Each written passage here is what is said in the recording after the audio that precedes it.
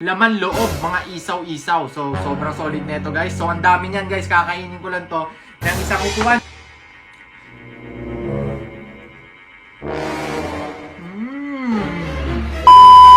One meal a day natin ngayon ay tinatawag na laman loob. Sa Tagalog, isaw. Ayan, mga isaw. Isaw baboy, isaw manok, tapos may tenga. Pwede ba to sa atin? Pwede yan guys, kasi wala namang carbs to. At saka sabi ko, huwag nilang masyadong lagyan ng pampatamis, yung sinasaws, yung pinapahid, ganun. Tapos may suka yan, mamaya kakainin natin yan. Papakita ko sa inyo, ayan, ang dami yan. Guys, 1 meal a day.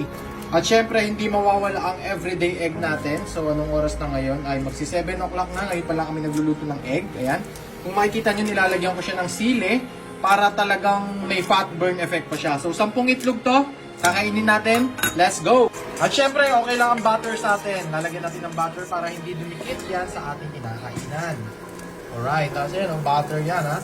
So, sa mga nagtatanong po, anong diet ko? Ito na, pinapakita ko sa inyo. 1 meal a day. Ngayon lang ako kakain. Lalagyan natin ng butter yan. Ito yung suka natin, guys. Sasalin natin. Siyempre, masarap yan.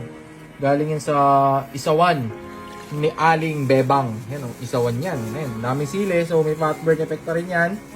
Yan. Tapos, ito yung ano natin, guys, oh. Kita nyo, dami nating 1 meal a day, oh. Solid.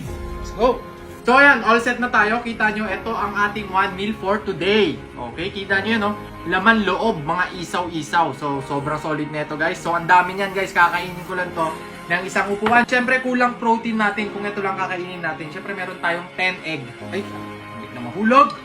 Ayan. Meron tayong 10 egg with spicy, ayan, no? Spicy chili.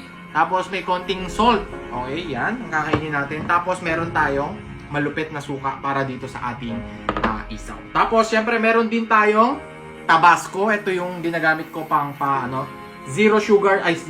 Zero ano to? Zero calories. Ay, hindi. Zero carbs to.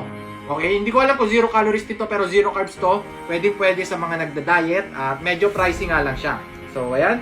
So, tikman na natin ang unang. Ito talaga yung favorite ko sa lahat eh.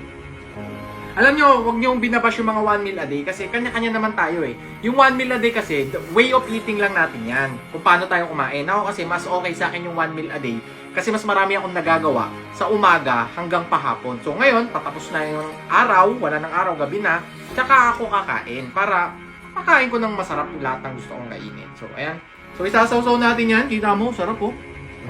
Ito, mga 1 meal a day. Oh.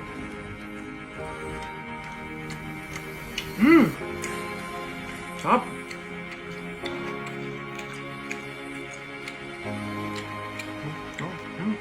Bisa ba?